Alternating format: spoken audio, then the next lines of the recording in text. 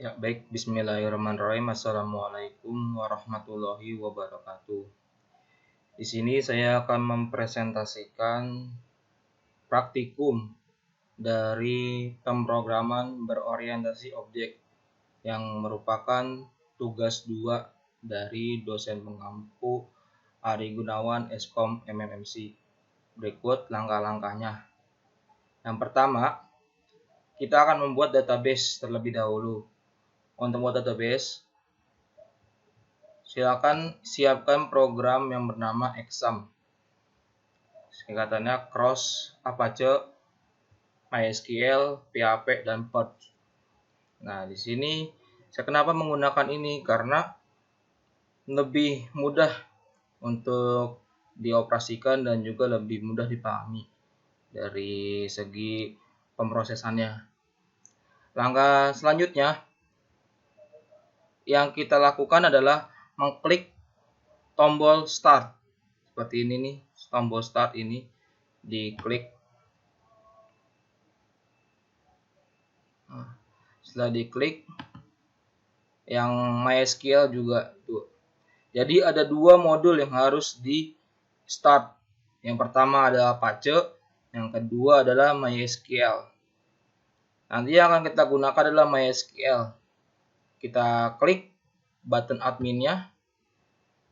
Nah, di sini langsung mendirect atau mengarahkan langsung ke localhost phpMyAdmin. Seperti itu. Atau bisa juga kita langsung mengetikkannya di browser kita tanpa harus mengklik button tadi seperti ini. Kalau kita udah tahu URL-nya. Kalau belum tahu, cara paling simpelnya seperti tadi. Ini cara keduanya. Seperti ini. Oke. Untuk langkah selanjutnya, kita akan membuat database-nya terlebih dahulu. Langkahnya ada dua. Yang pertama via GUI atau Graphical User Interface, dan yang kedua ada CLI atau Command Line Interface. Untuk GUI caranya seperti ini. Kita klik New, masukkan namanya, nama dari database tersebut. Misalkan di sini untuk tugas 2 universitas. Ininya collection aja, universitas.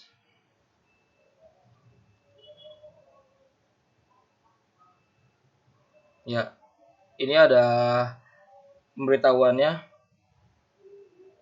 Lalu kita masuk ke tabel yang sudah kita buat tadi, universitas. Nah, seperti ini. Lalu langkah selanjutnya adalah membuat table yang nantinya akan diisi beberapa kolom. Kolomnya itu adalah NIM, nama, tanggal lahir, jurusan, dan alamat. Misalkan dari kolom itu terhimpun di dalam satu tabel. Tabel yang kita maksud tadi itu adalah tabel dari mahasiswa. Jadi di dalam mahasiswa itu ada 5 kolom. Yang kolom tadi saya sebutkan NIM, nama, tanggal lahir, terusnya jurusan, terusnya alamat juga. Di sini kita tulis mahasiswa. Kolomnya 5. Ya, seperti ini. Namanya yang dimasukkan ini untuk kolom NIM, nama, tanggal lahir,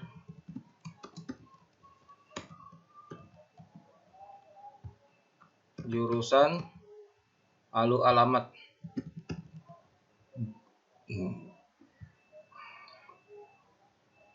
Untuk NIM kita menggunakan varchar ya. Di sini kita gunakan varchar. Kita masukkan lengthnya itu kira-kira 8 kurang lebih. Nah, di sini yang terpenting untuk indeksnya. Indeksnya itu untuk NIM bersifat primary key atau induk. Nah, untuk checklist ini dimaksudkan jika data tersebut boleh berisi nilai 0. Jika tidak boleh berisi nilai 0 atau not null, maka ininya harus tidak di checklist.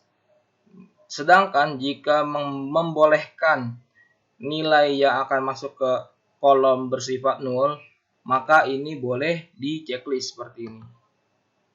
Misalkan saya contohkan untuk NIM-nya saya tidak boleh not null atau tidak boleh kosong, yang lainnya boleh kosong misalkan seperti ini. Kita lengkapi dulu untuk yang lainnya, kita di varchar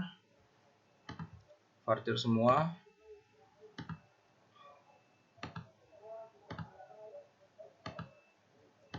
Ini kurang lebih 50 saja untuk value-nya. Ini nggak usah dikasih. Sorry, ini untuk tanggal itu kita masukkan date tipe datanya. Ini dikosongkan untuk date. Varchar kita masukkan jurusan kurang lebih 50. Untuk alamat bisa kita isi 500 seperti ini. Jika sudah, save. Nah, seperti ini. Kita lihat strukturnya. Tadi yang diizinkan 0 itu dari nama hingga alamat. Maka nanti defaultnya dia boleh isinya kosong atau 0. Jika tidak atau tidak diizinkan 0 atau not 0, maka defaultnya akan berisi none seperti ini. Ini cara membuat database melalui GUI. Untuk melalui command line akan saya praktekkan, namun sebelumnya karena database-nya nanti sama, ini saya rename dulu.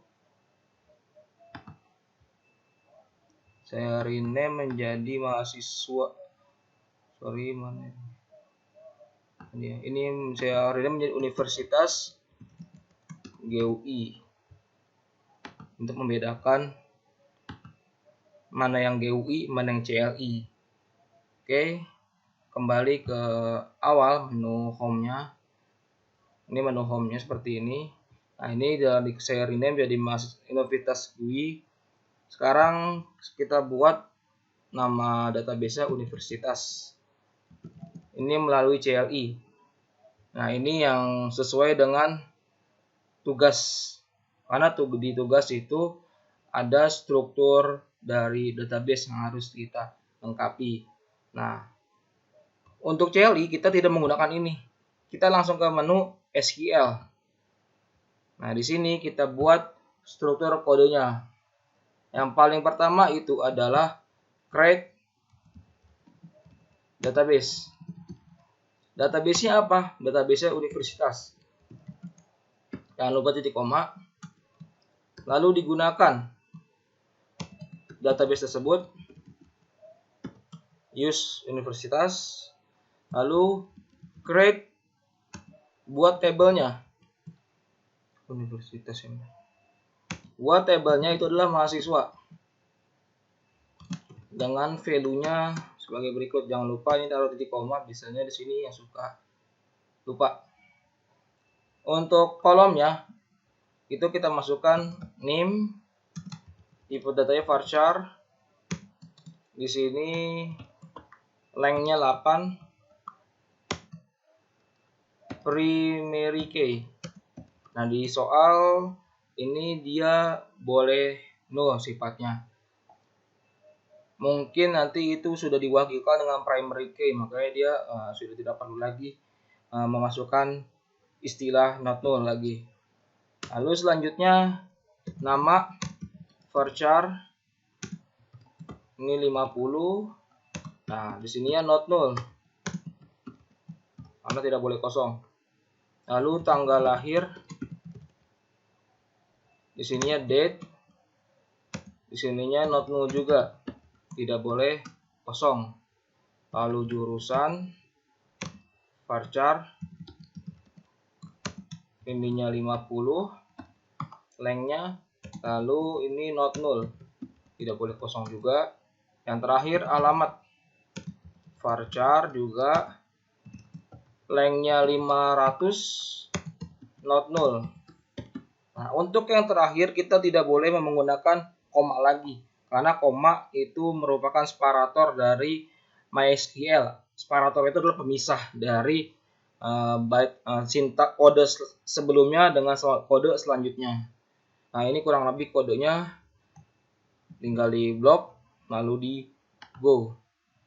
Oke, untuk tanda seperti ini atau notifikasi seperti ini berarti tidak ada error. Nah, untuk melihatnya kita bisa refresh.